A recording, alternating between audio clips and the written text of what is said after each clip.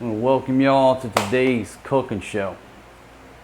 Let me see what the ladies have got put out. Oh yeah, check that out.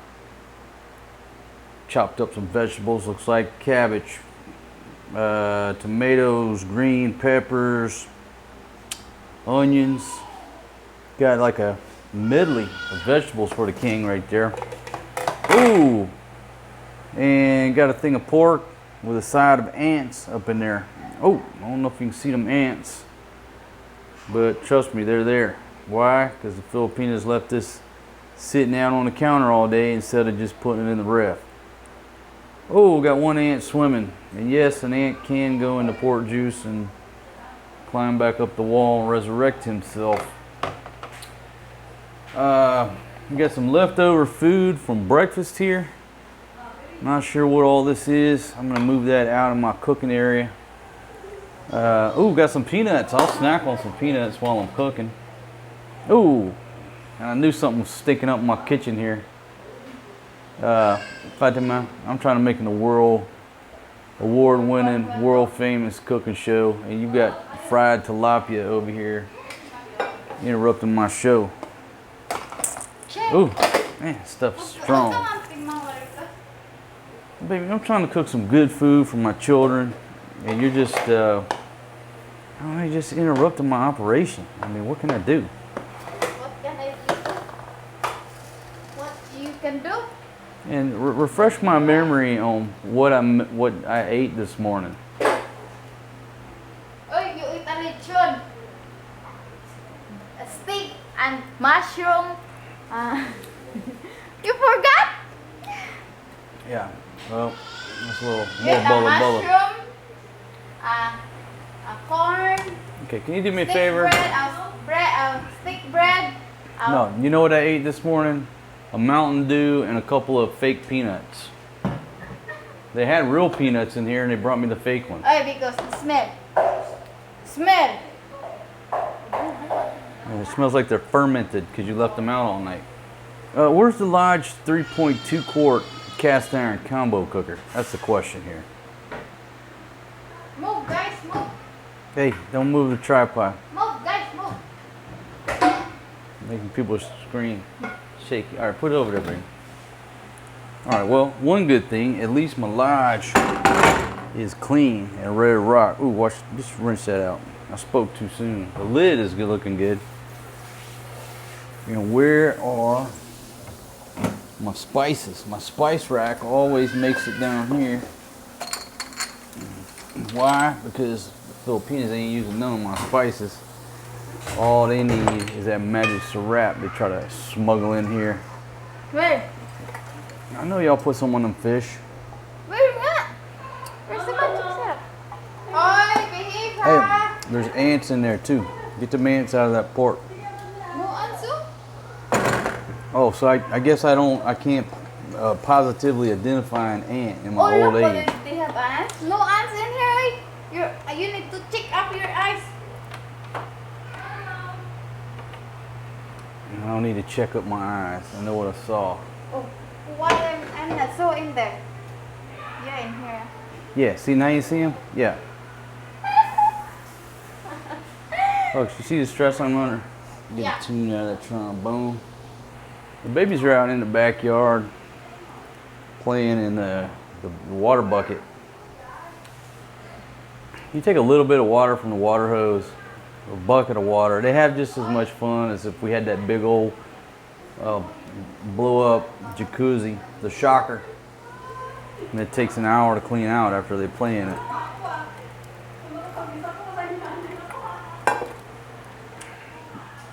So folks, what's been going on in the kingdom? You know, while I'm cooking, I guess I'll just update you on some of the events that went down. Well, this morning, we woke up and one of our rabbits was laying dead. Now, I'll say our rabbits, it's my buddy's rabbits. And man, if you're watching, I guess you're just finding out on this video instead of me breaking the news to you. But Sugar was just laid out, stretched out dead this morning. One of the mama rabbits. And, you know, it's like I was talking to my dad, you know, that he used to have a bunch of rabbits. He said, man, rabbits are so unpredictable. You turn around, ain't nothing wrong with them. They got plenty of food and water, and one of them will die for whatever reason, you know. So anyhow, Sugar passed away sometime throughout the night. And what's crazy is about a month, well, no, exactly a month ago, I saw Chocolate Moose, you know, knocking boots with Sugar, and I went and wrote it on my calendar. In 30 days, we'll have some baby rabbits. And today or tomorrow is the 30-day mark, which leads me, you know, to the suspicion in the direction maybe she was trying to give birth, or there were some complications with her pregnancy. I don't know. I'm just speculating. All I can tell you is that a month ago they were having relations. It takes about a month for rabbits, their gestation period of a rabbit. And she was out there laying dead. So anyhow, rest in peace, Sugar. You know, several of her babies will live on and carry on her legacy out there. I'm sure Chocolate Moose is all sad, but at least he's got Big Karen to fall back on. And I did not see any oil. I don't know what these ladies have done with the oil. Let's just try this. Let's just put a little sesame oil in here and see what happens. Put some sesame oil in there. Oil is oil, right? Oh yeah. And then just drop it like it's hot. Whoa! Whoa! Ain't no time like the present. Got a good exhaust fan. Maybe I got an fire extinguisher somewhere. I don't know. A little bit of cayenne pepper. Time to paint the meat. Folks, what's cooking? You put the heat to the meat, or you put the meat on the heat, sprinkle around a little spices. There goes a little paprika. Sprinkle in some vegetables. Cooking ain't rocket science. Everybody wants you to think that it is. All right, how about a little ginger? What's cooking? Put the meat on the heat, add some spices, and some vegetables. There you go. Gordon Ramsay won't tell you that, but I just did. There's a little pepper. And that's the end of that. A little chili, a little chili. I just painted the whole top of this thing red. Now, I got the camera on a tripod. I'll tell you what, I just take a picture of it right here with the old iPhone. Oh, there you go, there's some video right there. Little movie magic here. I was using the RX100 for like these B-roll shots like this. Easy just to use the iPhone. Okay, so we lost a rabbit. Big news, it's breaking news. Maria's a little upset. But I mean, here's the thing about it, right? You know, especially if your kids grow up on a farm or in the country where they're around animals and stuff like that, they're gonna learn about life and death a lot quicker than a kid living in the suburbs.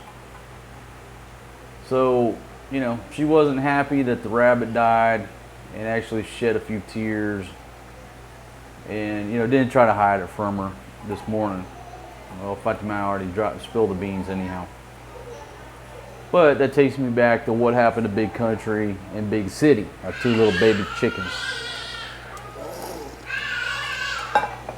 So I guess it's time to come clean about what happened to the baby chicks. Y'all saw the baby chicks. They were healthy, happy. Everybody was playing with them. You know, at first a little rough, but you got to teach them how to handle animals. They don't know. They're children, right?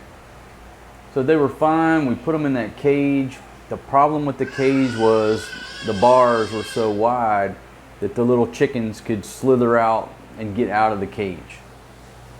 Okay, I knew it, and you know, at night we would bring the cage in here and like put some, you know, stuff around it where they couldn't get out. Even if they got out, which they did a couple times, they're standing here in the kitchen, you know, big deal. But here's what happens when you let your guard down. It only takes one time to let your guard down in any situation, and that's the one time you're going to get burned, right? That's what happened. We were running late for Forrest G's class, and the trike driver was there. We were just in a hurry. We're in a big hurry. The baby chickens were in the cage, and you know, I just didn't put them in the house. And here's another thing too. The gate going to my neighbors, I had the gate closed, and I had a barrier up where they couldn't venture over in his yard, because if they go over into his yard, they can leave out underneath the gate.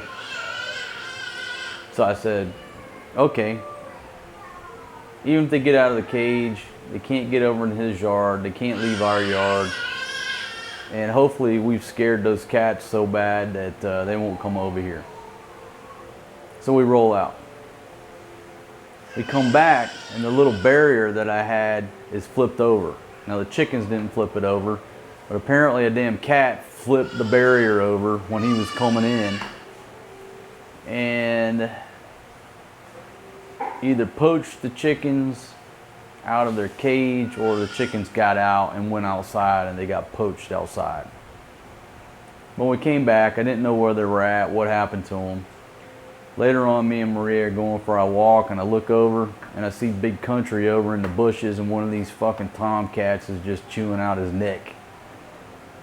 So I know who the culprit is. It's a local stray cat with a big set of cods on him that eliminated Big Country and Big City. I mean, I saw him with my own two eyes. It was eating them right there. And of course, I didn't bring that to my daughter's attention and just let it go. And I said, Fatima just told her the baby chicks went to go with their mother. And so that's the story we maintained. We just didn't want to deal with it on that one. So hey, the baby chicks ran off to be with their mother. That's it. But this morning, couldn't hide the rabbit. And so, you know, all day she's been telling me she misses the rabbit. And I told her, you know, the rabbit's gone, but we have to make sure we take care of her babies, because the babies are here. So there you go. We just had a death here on the farm. Now, Hello? I guess it got a little bit, there's a little bit more drama to it, because here's the thing. The last rabbit that died, my buddy just buried it out under the tree, right? Well, it's his place. It's his rabbit. So the rabbit dies, and I said, Fatima said, dig a hole. I said, I'm not digging a hole. And there's a reason why I'm not digging a hole, because, and I asked her later on, I said, do you see that pump house right there? Water comes out of that pump house, and the lines go towards two different residences. Do you know where those lines are? No, neither do I. You know who does? My buddy, but he's not here. So he was digging in a place that he's not going to dig up his own pipes and bust a water line, right? The good dig where he dig. Okay, well, guess what? We're renters. This ain't my place, and I don't know where the water line is or anything else for that matter, and I'm not digging. So I'll put the rabbit in a trash bag, go the trash route. Oh, I already. So anyhow, whatever, right? I come home. Look, folks, I'm not too lazy to dig a damn hole. Okay, I'm a redneck. I know how to dig a hole. I know how to bury an animal. But remember when I talked about if things are not on my agenda, they don't get my attention? Like these people on the streets trying to con me every time I walk out of my house, trying to convince you to give them money. Hey, if you're not on my agenda, you're not on my agenda. I have to be like that, right? Especially in a place like this. So, you know, digging a hole and potentially rupturing a water line in my buddy's yard was not on my agenda today. Period. Is that Lazada? Yay! Go ahead and open that up, baby. Been ordering some parts for the camera off of Lazada. Here, came in yesterday and just now. So, you know, I talk about mitigating risk, but it's easier just to eliminate risk. Don't mitigate it, eliminate it. You know, so I'm not digging a hole. I don't feel like fixing a water line if I damn push that shovel down and bust up a water line. It ain't happening. So, with that said, I come back and Fatima and the security guy are out there digging a hole. I guess they were. I didn't even see him. They were over in the rabbit pen. I said, what's going on? We're digging a hole. Why? Because you can't put the rabbit in the trash. I said, okay, well, you know what? That's funny because this is the Philippines, right? I guess if you can't put a rabbit in the trash, you can't put your leftover chicken in the trash. Anyhow, I said, hey, it's up to you. Up to you, that's your project. And, you know, if our buddy wants some money, you figure out how to pay him. It's on you. Go ahead and ride that goat. I had shit to do, so I sat down on my computer, and sure enough, to her credit, she rode the goat. Her and our buddy dug a hole somewhere, buried the rabbit. And how much did it cost you? How much did you pay him? Nothing. Nothing? Oh, well then he's angry because he didn't come over here and dig that hole for free. Well, that's between you and him, baby. You know what? It's between you and him. Y'all got the job done. I appreciate it, but I didn't commission anybody to do so. So, anyhow, folks, let's see what else is going on. Well, I got my daughter enrolled in school. So she starts school in a couple of weeks. I'm excited about that. And if you listen to my previous video, how I talked about a bunch of these schools still hadn't got approved for face-to-face classes. And what they told me was they were doing what's called blended. I'm like, what the hell does that mean? You know, it's a keyword, blended. In other words, like they were supposed to go 1 month face-to-face and then 1 month online. Anyhow, I wasn't interested. But I kept holding off and holding out hope that this one little school would get their act together. Not their act together. It would get approved, right? They apply to the government. The government has to say okay or not, right? Still, the silliness is going on here. This will be the last place in the world that gives up the last Fauci fucking regulation. It's just welcome to the Philippines. It's 50 years behind the times of most places and always will be. You don't like it? You don't like it? You can't live with those parameters? You have one option. Well, you got two options. Either love it or B, get the fuck out. There's no in between. But I was holding out hope. And sure enough, I went and I checked with them again. They're like, yeah, we finally got the letter from DepEd. We're approved for face-to-face. And of course, you know, now the push is by November, everything goes back to face-to-face. Personally, I don't understand why it just doesn't go back immediately. But I'm not the one making decisions. I'm just excited that the school I wanted to send her to initially is good to go. She starts school in a couple weeks.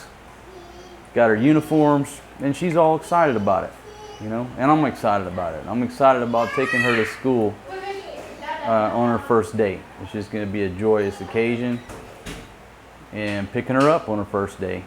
Probably be so nervous, I'll probably just loiter around outside the school in case something happens, in case she gets homesick. No, I'm just kidding. She'll be fine. The ladies were so nice to her. And so that's another development here in the kingdom. And you may have caught a glimpse on her on the previous video. I got a new friend of ours helping us out here. Her name's Jessica. You'll see her on the videos. I don't want to stick the camera in her face, you know, too much when you meet new people, and you know, let people get acclimated before you make them YouTube superstars, right? You know what I'm talking about. Need my welding gloves, but I guess this pillowcase will work. Oh yeah. See, it's starting out just like a little chicken soup. But what the ladies don't know is I'm gonna creamy this up. I'm just gonna go coconut. It's gonna get creamied up in just a little bit. It's gonna be absolutely delicious. Yes, anyhow, this morning, dealing with the rabbit saga.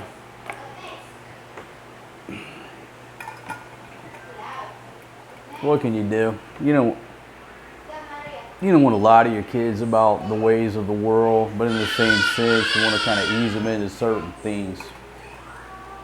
So I told a little white lie about Big Country and Big Chicken, and then come clean on the rabbit. I don't know. There's no handbook on being a parent, right? Oh, so the other thing I was going to talk about, there was an earthquake here in the Philippines.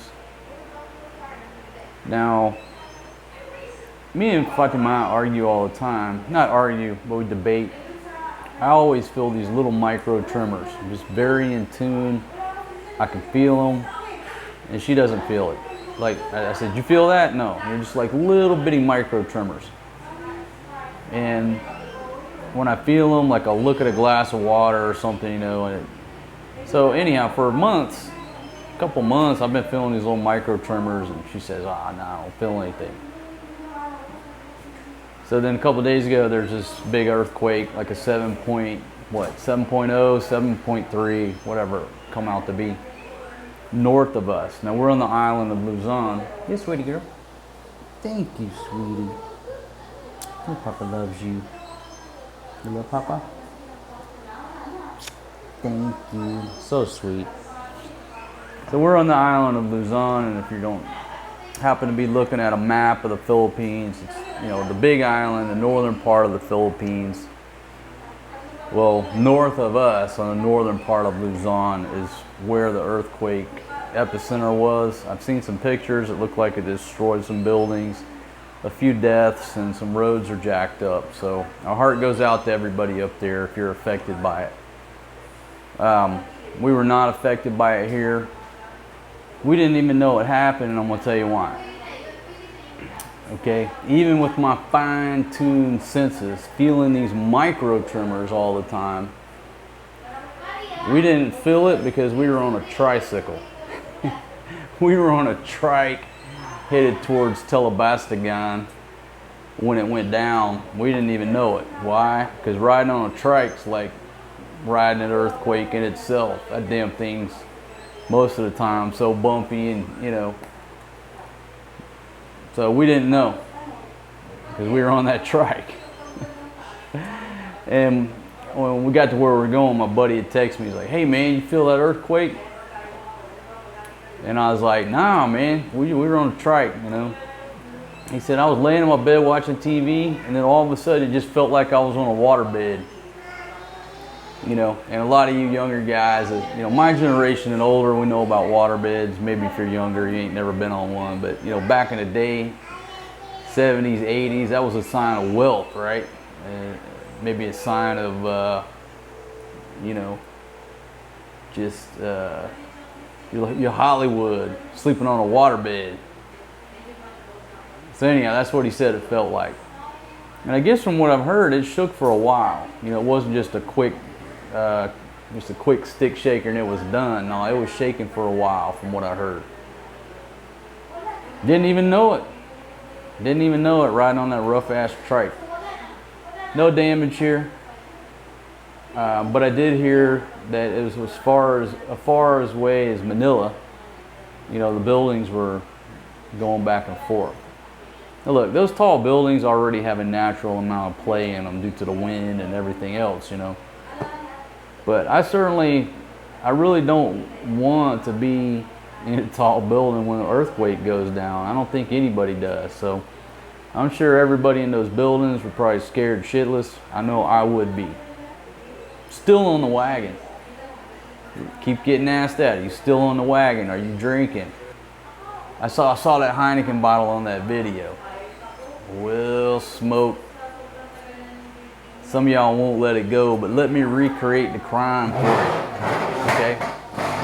I'm gonna recreate the crime where people are accusing me of drinking on a Heineken bottle, okay? Now, if you just caught a glimpse of this bottle, and I was sitting here like this, yeah, you think I'm drinking a Heineken, right? I think it was sitting. Let's see, I'm trying to recreate the crime. It was like in frame, something about like that right there. And some of them internet sleuths, some of y'all out there sleuths, and said, there it is, aha, aha, he's drinking. Look at that Heineken bottle. Well, smoke. I'm a redneck and I like Mountain Dew, always have. And that happens to be green as well. About the same shade as a Heineken. I can see how you mistook it, because if I just held it up and looked at it like that, I didn't even think it's a Heineken bottle. But now, still on the wagon, folks. Just ain't got time to go back to drinking. I mean, I was at that free 5 to 7 in the executive lounge down there in a 5-star hotel. Free beer, wine, liquor, nothing. I had me a Coke and a wine glass. Sometimes you just ain't got time to drink. And right now in my life, what's going on, the trials and tribulations, I don't have time to drink. That's just the way it is. Even if I go out, I ain't got time for it. I got X amount of time to go out, hang out with my buddies, and after we part ways, I got to turn it off and get right back into the game. And if you're drinking, you can't get back into the game for a day or so. So there you go. Still on the wagon. So I got some new parts for my big camera, because this is what I've been wanting to do for a while, and what I tried to do. I want to get rid of all the other cameras and shoot on one real camera, like the camera that I'm shooting on. It's an old camera, but it's a good camera, as long as it don't go back to glitching on that focus. So I said, you know what? A big part of the problem with this camera, it's like a camcorder style, is there's no way to hold the damn thing. And it's hard to find a cage, you know, for that type of camcorder, right? So I found a cage that works, and it's for the Blackmagic Pocket Cinema Camera 6K or whatever. And it's basically shaped like a C, so I can put the camera in there, and then the screen will open out on the other side. It's got a top handle. I'm going to show you a picture of it. You know, boom, there's your pictures of it. So far, it's working like a champion. It's really what I needed to be able to use this camera in more situations. I just needed a way to grip the damn thing and hold on to it. Usually I just put it on a little tripod, and I do like that. But anyhow, I got some parts in. I got a few more parts to install, and I'm gonna try to go, you know, set a goal of like this whole next month I shoot 0 video on an iPhone, that damn GoPro, or that RX100 that overheats in 3 minutes. That's my goal, is to shoot all the videos coming to you for the next month on this proper camera with proper audio. Can I do it? I don't know, because carrying around a big camera, it creates a lot of attention, especially this thing. But I'm gonna try it. Attention, no attention, I'm gonna tote this big thing around and see how it works. And I'm shooting at a constant f4. The reason I'm shooting at a constant f4 is because the lenses I'm looking at are, they only step down to an f4, and I really like the look. It's got the background in focus enough where you can see what's going on in the background, but it's still, I think it's right there at a sweet spot, and the lenses I'm looking at have that optical image or optical steady shot, whatever, built into the lens, but they're f4s. So that's what I'm going to try to do. So as soon as I get this chicken cooked over here, I'm going to go and install the last pieces on this new rig that I got. And I think it's set up to where this is going to be my only camera until it falls apart, breaks, or implodes. Then I'm going after the Sony FX6. I go back and forth between the FX6 and the A1, but I'm here to tell you that if you're looking for a camera and you're going to get into video, the biggest challenge when you're shooting outside is the ND filters. It's the ND, okay? If you want to be in control of your aperture, your ISO or gain, and your shutter speed and all that, you got to control everything with ND filters.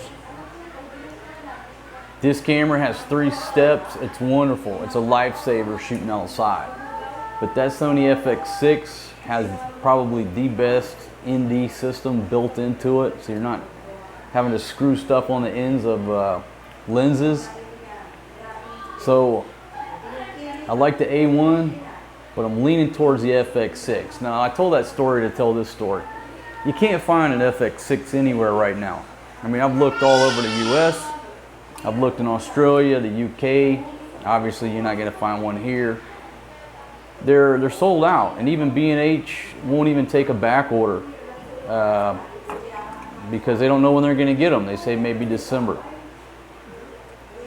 I saw one on eBay, and it's a $6,000 camera, so say $6,000 plus tax. Somebody got on the waiting list, bought a Sony FX6 for $6,000, immediately put it on eBay, and the damn thing sold for $9,000 last night, like 18 bids. A little mini bidding war, right? So, I mean, just figure top end 10% tax, so $6,600. They sold it for $9,000. What does America come to? I mean, used to, you know, yeah, you could always go to thrift shops, you could always go to Walmart and buy stuff off the clearance rack, buy low and sell it high. You had to just look for some bargains and put them on there, and you can make a little profit. What does the world come to? That you buy a new item at full price, turn around and put it up for sale, and people are willing to pay $3,000 more than it's worth. And I understand it. I understand it all the way around. I realize what's going on in the world. You know, dealing with cameras, you're especially subject to the chip shortage. The manufacturers are. But I understand it. You know, if you're a Sony FX6 shooter and that's what you use in your business, and you need to add one more, or your one camera broke, hey, you got to pay it, because that's how you make a living, right? And so therefore, hey, if you got to pay $3,000 extra, it's just a business expense. It's just a write-off. You have to buy it. But I said, you know, that's pretty smart in a way. And I guess this is what y'all been doing the whole time. I'm sitting over here, so I don't have these same options of buying these products that you can return in 30 days. That's the genius in it, right? You buy a product for $6,000, immediately put it on eBay, and if it doesn't sell in 7 days or 14 days, you send it back, get your money back. There's not even any interest on your credit card. There's no risk. So these folks out on the waiting list. Now, if you have to pay for it up front, like a special order, yeah, you're paying interest on your card, so you've got to make enough profit to pay off that interest. And you also run the risk of not being able to return it. But say it's a returnable item, you're buying it, they only swipe the card the minute they ship it out, so you got 30 days before you're going to get nailed with the interest, 30 days to give it back. You got a good solid 3 weeks to sell that thing on eBay. Make your profit or send it back, and you've zero risk. What's the world come to? Like, wow. But I'm sitting there thinking, if I really needed it that bad, I wouldn't. I mean, who cares? Pay $3,000 extra to get it now, or get on a waiting list, and you might not ever get one. Well, for 6 months. Anyhow, I found that quite interesting. But anybody who's interested in cameras, those are the 2 cameras. I've narrowed it down to what I'm going to once this thing croaks out. I'm going to try to make it work for at least 6 more months. But I'm leaning towards the FX6 for the sole purpose of the built-in ND filters and that whole system. I don't care about the IBIS, the in-body image stabilization. I'm not concerned about that, because a lot of times when you use the IBIS with a stabilized lens, it's too much. They step on each other. So I'm not concerned about that. Anyhow, if anybody's got a bead on a Sony FX6 where there's one sitting in the shop for sale, or know any shop that's getting one coming in, let me know, because I'm very tempted to pull the trigger on that FX6. Enough of the camera talk, folks. Now I gotta go over and fix my chicken. Let's take a look at this guy, see what's going down. Should be cooked. I just need to let it boil off now. That is smelling some kind of delicious. Now that's what they want to eat, but that's what something like this, a version. Now they're not going to put all the spices and stuff that I did, but a version of this is what they would normally cook. I say they, my ladies, right? They're okay with this, but occasionally I want to mix it up and I want a different flavor for the babies. That's understandable, right? Might not be exactly what everybody wants, but I got to change it up. So let's just check this tater. Oh yeah, that tater's done. That tater is done. Put that tater back in there. And folks, all I'm going to do is what I call creamy it up. I'm just going to creamy it up right there. I'm going to do it when they're not looking. I'm going to make them look. I ain't trying to hide from them, but I just want to surprise them. Because if you tell them what you're doing, they'll come in here and complain, snob their nose up at it, and then they don't want to eat it. So what you got to do is be secretive about it. Okay? Maybe you can see me too. A little bit close here. Hold on. Ooh, dripping this everywhere. Anyhow, you be secretive about it and cook what you're cooking, what you want to cook, and then just serve it. Then they don't have that predisposed notion of, oh, I don't like this because he put coconut in there. I don't like this because he put this in there. In my experience, all the Filipinos I've ever dated, they will do that. If they know you put something in there that they don't want to try or they don't like, they just turn their nose up. And then you got to talk them into eating it. And then once you talk them into eating it and they love it, but what I found, it's much easier. Just don't show them what you're putting in it, and they'll come in here and take a nibble and love it.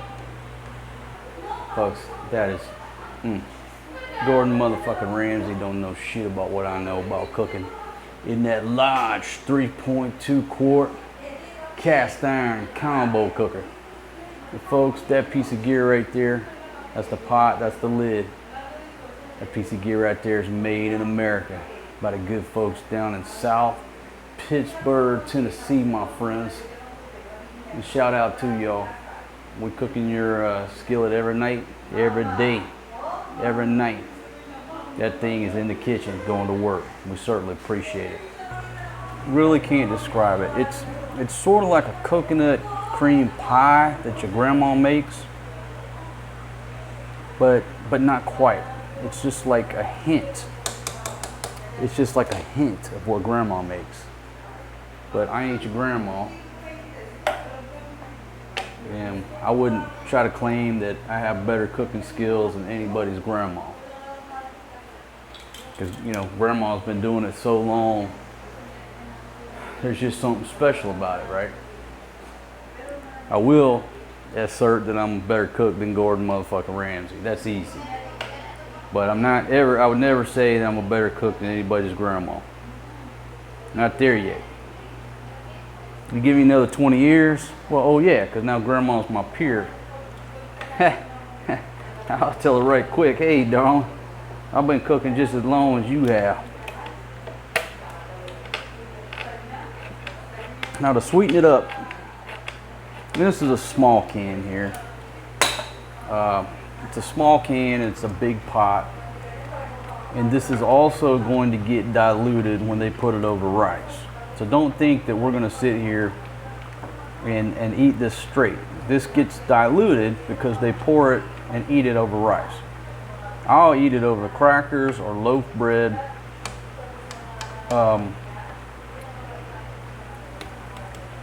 But you know, in this country, nobody's gonna sit down and eat a bowl of soup like that. It's going over rice. Or they're gonna take a scoop of rice and a little scoop of soup. So by putting this whole can in there, you might think that that's gonna make it too sweet, but really it's not. This is a small can, that's a 3.2 quart pot, it's almost full. And I may actually just go with half. It just depends on what it looks like and the texture. Now see, that's about half a can right there. And I'm gonna get it in here, stir it around, take a little taster, but usually it's just not sweet enough, so I go with the full can. So let's recap this. Let's recap this while I'm trying to figure this out. Because I don't post recipes, I don't have recipes. My mother, shout out to you, Mom, hope you're doing well. Always talking about recipes, because all old folks, what do? You trade recipes, right?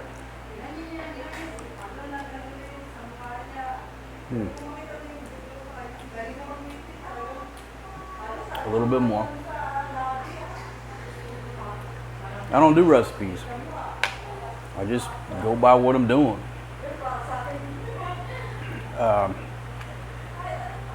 Maybe I should start writing some stuff down.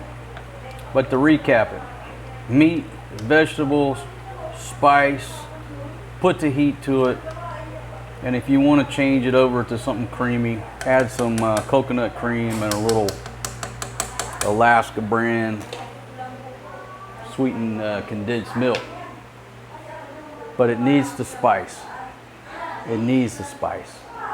All right, folks, one more secret ingredient.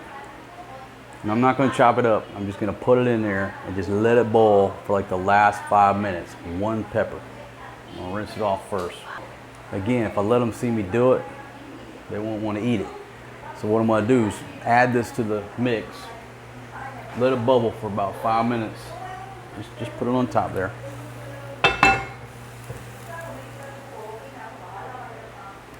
And then throw it in the trash. And then they don't know. If I leave it in there, what are they gonna say? Oh, that's spicy. That's spicy. Okay, ladies, I gotta tell you ladies something.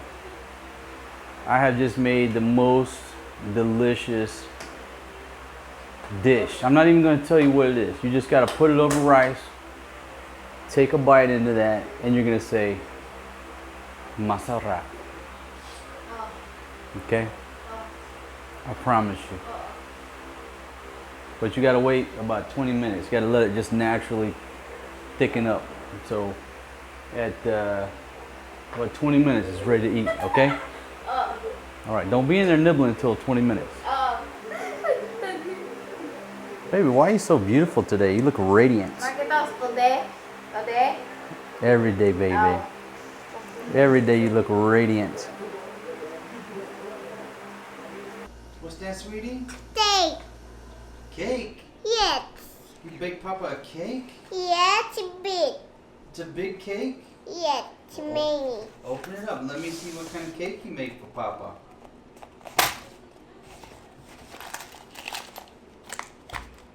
Big. Okay. Eat. Eat. Eat. Eat.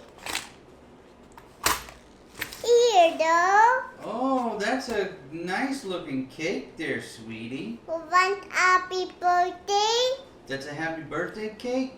Alright, I did butter. Happy birthday to you. So sweet, sweetie. Happy birthday, happy birthday, happy birthday to you. So sweet. Thank you, sweetie, for the cake. Looks like a little pizza box too, huh? Yes, he had door. Yep. You can make small pizzas and put in that box. Alright. Way too hot, alright? Okay. It's too hot for Papa? Yes. What's all this chismis going on in here? Nothing. No chismis? No, no cheese. You just stop. Did you ladies try my soup? You just try it. Maria, gusto mo kumain? Is that good, son? Of course I want to eat. Now, folks, there's my finished product right there. My goodness, what can I do? Gordon Ramsay. Just have to watch the video, man. I don't have a recipe, brother. Brother likes it. Ay, gata ba? Oo. Gata? Kaya taghabi may gata. Oh, but you don't want to try my soup? Later! You only want to eat the fish?